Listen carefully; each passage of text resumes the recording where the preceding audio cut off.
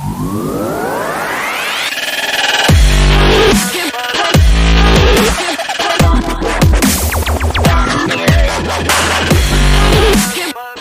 guys, welcome back to Dynasty Football Live. Today we're going to be bringing you our draft grades for the NFC West. This whole draft for me was won by one team in this division. And we're going to find that out right now. As always, guys, my name is Byron, co-host is Manny, and we're going to be taking you into these NFC West draft grades. Let's get it going. All right. First, we have up the Seahawks, and as you can see, we love what the Seahawks did. I think drafting Witherspoon. I mean, obviously, I can't say it's a steal because they got him 5th overall, but when you see his ability, he reminds me a lot of Jair Alexander. Maybe a better hitter, just definitely more aggressive when it comes to the run game. Extremely good in coverage. Pretty good ball skills as well. As we can see, they got JSN, they got Witherspoon, they got Charbonnet. One player that's sneaky, Kenny McIntosh in the 7th round. I mean, I thought maybe 4th, 5th round that I don't know exactly what happened there. Extremely good. Not just running the ball, but definitely catching the ball out of the backfield. So, which is very valuable nowadays. So I'm a little surprised he went. He has really good size. Maybe the speed was a factor in why he dropped in the draft. But this is one of my favorite draft classes. The Seahawks were already kind of on the verge. They made the move to get rid of, Russell Wilson. They got a lot back for him. And last year they got everyone was kind of questioning Pete Carroll and what they're going to do about quarterback. The whole offseason he was steadfast. It's going to be Geno Smith from the beginning. They didn't draft a quarterback. Again, this year they didn't draft a quarterback. Geno completely was lights out. One of the best quarterbacks in the NFL last year. And I think they had a plan. They stuck to it, and they did amazing. And we kind of mocked them to have like sort of the next Legion of Boom. They didn't quite go all defense like we thought they might go. But at the end of the day, they did. I mean, getting Charbonnet, McIntosh pairing, along with obviously Kenneth Walker, who definitely showed us he was one of the young stud running backs coming up in the league. That's kind of a scary backfield for sure. JSN adding to DK, who we saw in our intro. Just a beast. JSN's one of the best route runners in this league, or in the draft rather. Maybe in the league soon. He's going to be one of the best route runners. Definitely great hands. Definitely our number 1 wide receiver in fantasy football. I think their defense, pairing Witherspoon with Woolen although Woolen is hurt a little bit. He had arthroscopic surgery recently, but that pairing of Woolen kind of breaking out last year with Witherspoon is, I mean, it's just scary. So for me, it's an A+. I think they had a plan last year. They stuck to it. They didn't quite make it to the playoffs. They fell a little short. There were some growing pains, but the line was amazing based on the draft last year. They're going to be better this year. And I hate to say it, but the Seahawks, they're going to be a problem. Oh, yeah. I agree, man. I think they knocked this draft out of the park. I definitely like what they did, getting the best corner in this draft, possibly. Getting him, was just, it brings me back to the Legion of Boom. And I actually told you guys that they were going to pick this guy, and not this early, but he did fall a little bit in our first round mock draft, but I called it.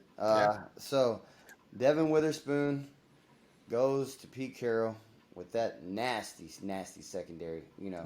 They got 2 good safeties. They got really 2 good cornerbacks now. So for me, I love what they did with getting him. And to get JSN, oh my gosh, all the way at 20, that's a nasty little, just good job. That's a steal. Guys. I mean, yeah, that is a steal. And, for me, As of right now, I'm gonna give you guys a little insight. He is our dynasty number one wide receiver coming out of this draft. Also, he is gonna be a top three candidate for me in 12 team, you know, one QB formats. So don't let this guy get past you at three if you got the third overall pick. Now, Derek Hall, love the story, guys. If y'all want to go check him out, he's got a 30 for 30 that is pretty cool. He was actually born like almost dead, and his mom, didn't decide to pull the plug on him. She was like, if it's his time, God's gonna take him, and he made it, man. And look where he's at now, dude. This is an incredible story. Getting Derek Hall here, man, it almost brings tears to your eyes, man. If you're a parent and a father, never give up on your kids, because this is what could happen. So, not just that, just you're never gonna give up on your kids no matter what. But the story is unreal. Yeah. Derek Hall, love the guy, and I'm definitely rooting for him. So, Zach Charbonnet, here we go. This guy took a little bit of fall for me in the first round compared to where he could have went. But, as much as they love to run the ball there in Seattle, I'm not scared to take him. K9 is definitely an elite running back to me. I think he's good. I think he's going to be a top 10 running back. So do not overdraft Zach Charbonnet. Do not draft him in the top 5. I'm pounding the table for that. That's a no-no for me this year. I'm not drafting a handcuff in the top 5. Now, if you want to see him maybe in the 8th or 9th pick, that's pretty good value for me.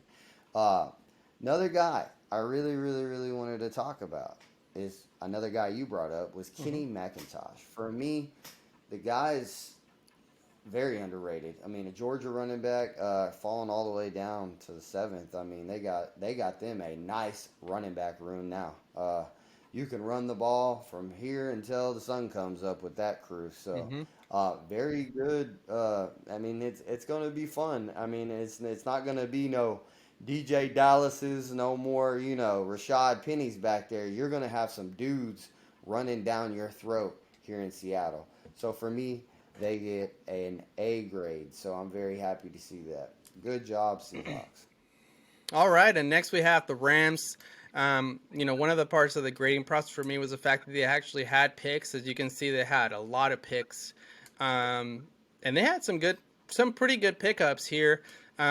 Starting with Vila, I think he was supposed to be a late first, second round pick. Obviously, they got him 6th overall.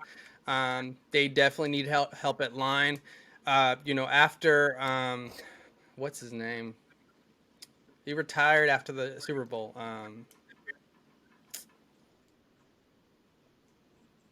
Yeah, I can't think of his name right now. But after he retired as a left tackle in the NFL, last year's line was just atrocious. So definitely need help in the line. Avila was an extremely productive player and very good in TCU. So happy that they were able to address the line there. Byron Young, I think, even though he was drafted in the 3rd round, I think he's extremely underrated as someone who watched every single Tennessee game. Always. He was the guy who stood out the most for me in the defensive side of the ball.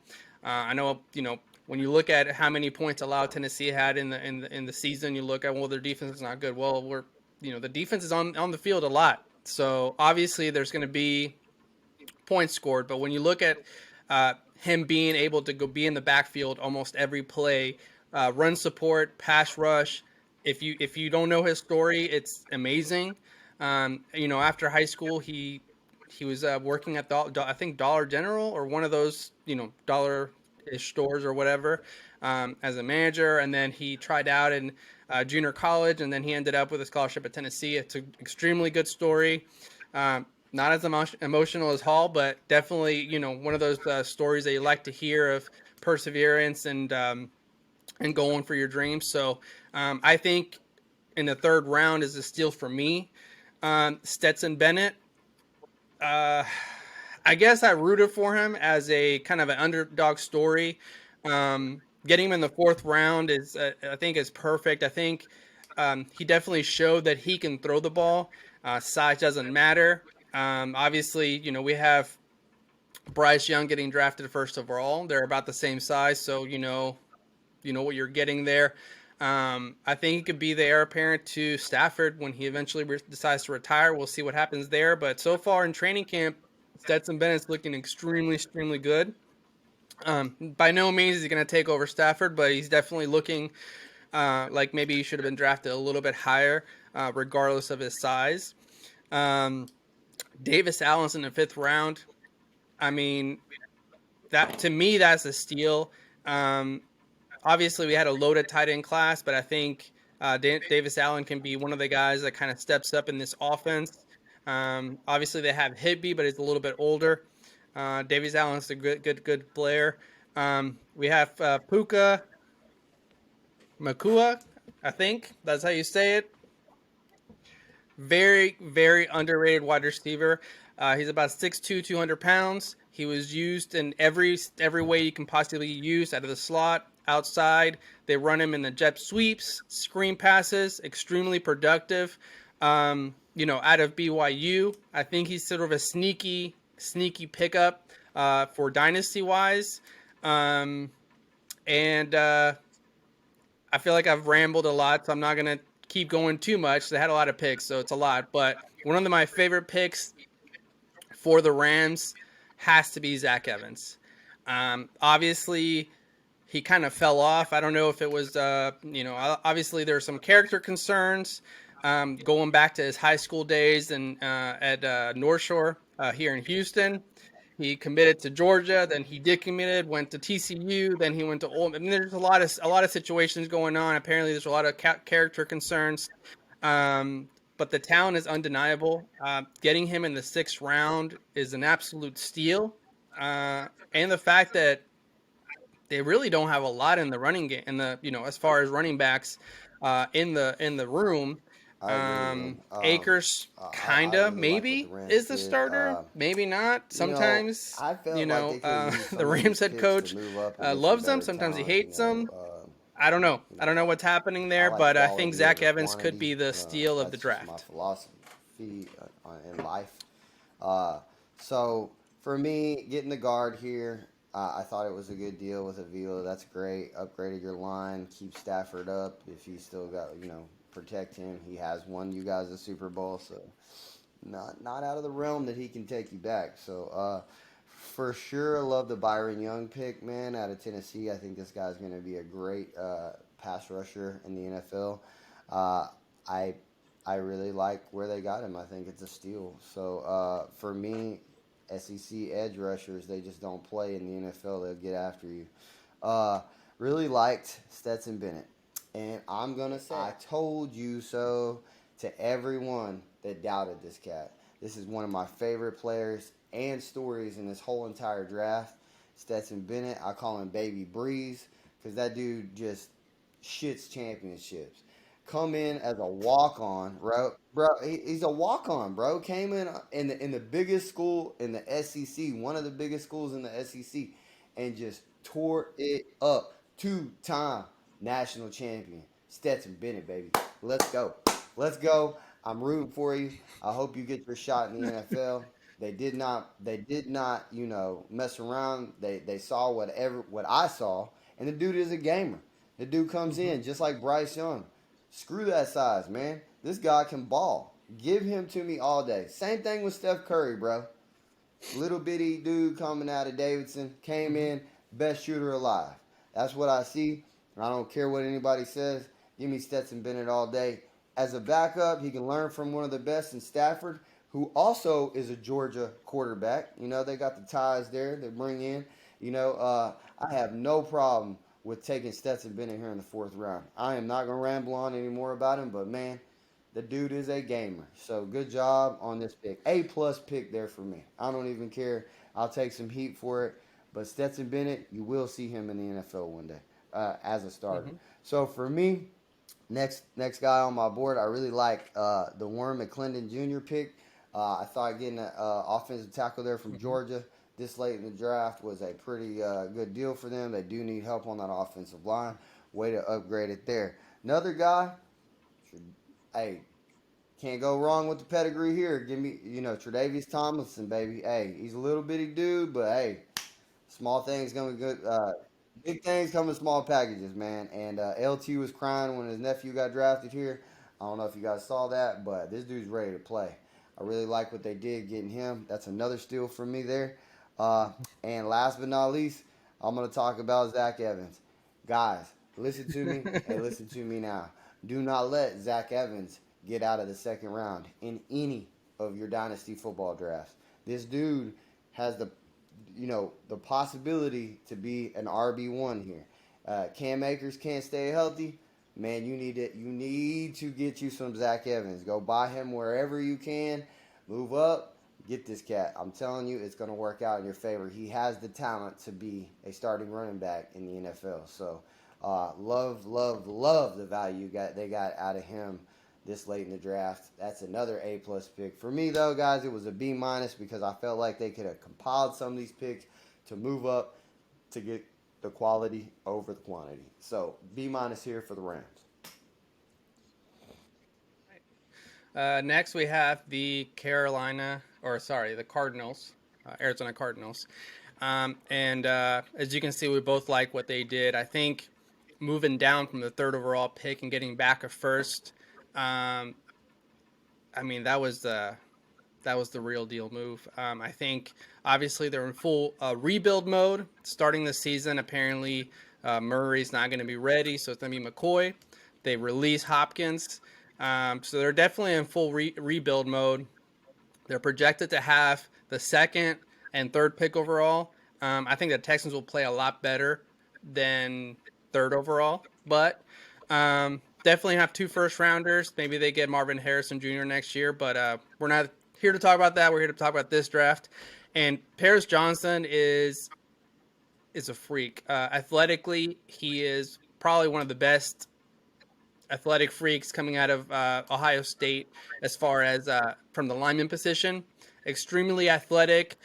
You saw him doing some. I want to say he did some backflips or something. I don't know how you do a backflip when you're 300 and something pounds, but he did it. Extremely athletic. I think BJ Ojolari coming out of LSU. We kind of had him mocked late in the first round. He didn't drop too far off of that, but I think that's the steal. Um, Kind of in the second round there. Um, Michael Wilson for me, with that receiver room, kind of some questions there. We don't know what's going to happen. Obviously McCoy is going to potentially be the starter, so that can give you some concern. But out of the Senior Bowl, Michael Wilson was lighting it up. One of the top recruits coming out of, going out of high school as a receiver. Unfortunately, a lot of injuries kind of derailed his career, but the talent is definitely there. And that was showcased in the Senior Bowl. He played extremely well, throughout the practices and in the game. So that could be a sneaky pick right there. Not a lot of people know about him just because of his injury history, and obviously being drafted in the third round. Not a lot of draft capital, but at the same time, the talent is there. Um, One of the players I really liked out of this draft that, obviously we saw him kind of drop a little bit was Clayton Tune.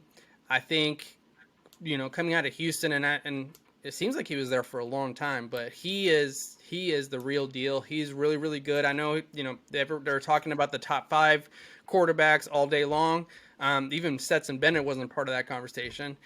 Maybe he should have been, but definitely Clayton Tune is underrated with the quarterback situation there. Obviously, maybe McCoy starts. What if he gets hurt? We have Tunes here starting right away with Murray being injured. So for me, it was an A. I think that trade with the Texans to move back and still get Paris Johnson Jr. here in the first round was that was. I'm not going to say the trade of the draft because I think the trade of the draft goes to the Texans 100%, but it's definitely the second best trade of the draft. Absolutely, absolutely, man. They had the best draft for me in this division, if not in the entire NFL. What they did with future capital and their capital for this year was Mm-hmm. simply, it was amazing. You get the Texans first round pick next year. So if the Texans don't do so hot with CJ Stroud, you're looking at a top 5 pick. Easy, easy right there. And I Mm-hmm. think we can all roll the dice. to say that's a 50-50 shot. It depends. It's all on C.J. Stroud's back, really, on where that pick's going to net the Cardinals. But let me sound the horn right now. And what they're doing there is they are decreasing the talent and getting ready to suck for Caleb Williams. This is one of the teams that I could see drafting Caleb Williams. I think Kyler Murray's time is coming to an end here, and it's not because he's not good. I think 90% of the teams in the NFL would still want Kyler Murray as their franchise quarterback, and I think that he will still start after he leaves here. But you're not going to tell me that if Caleb Williams is on the board at 1-1, you're going to stay with Kyler Murray. It just ain't going to happen. You're looking at an Andrew Luck type quarterback, Patrick Mahomes type quarterback that is coming out next year and staring you in the face. So, with that being said, great move on the trade. Let me get into my grade here. Paris Johnson Jr., A plus pick, the best tackle. One of the best tackles in the draft. There's another guy out of Tennessee that everybody was kind of not seeing, but we saw the potential in him. I give the edge though to Paris Johnson. Man, he is just just a mountain of a man, and I think they got their franchise tackle, which is great value at number 9. So, Number sorry, 6. 6 overall. Sorry about that. 6. Yeah. Next off the board, B.J. Ojulari. I had him sneaking in the end of the first round, kind of slid a little bit. I think they got great value with him. I think he's going to be a stand-up, complete edge rusher in the NFL. I like the pick there. Garrett Williams, very underrated out of Syracuse. Love the corner that they got here with Garrett Williams. Michael Wilson, as you said, out of Stanford, he can come in and I think this guy's gonna sneak into the rotation this year. I think right out of the gate, he's got what it takes to get it done in the NFL. Clayton Tune, might see him playing this year. Might see him playing. Might see them pull back the reins on McCoy and say, "Hey man, get in there. Let's see what we drafted here. In the 5th round out of Clayton Tune. He wasn't no slouch at University of Houston. I got to watch this guy a lot. He kept them, ranked. So for me, Clayton Tune could sneak in there and play. So, it might be a nice little pickup on the waivers this year if you need a quarterback on a bye week. Go get you some of that Clayton Tune. For sure, the best steal for me out of their whole draft was I love Kentrell Clark, man. I think this guy's going to be an electric cornerback in the NFL.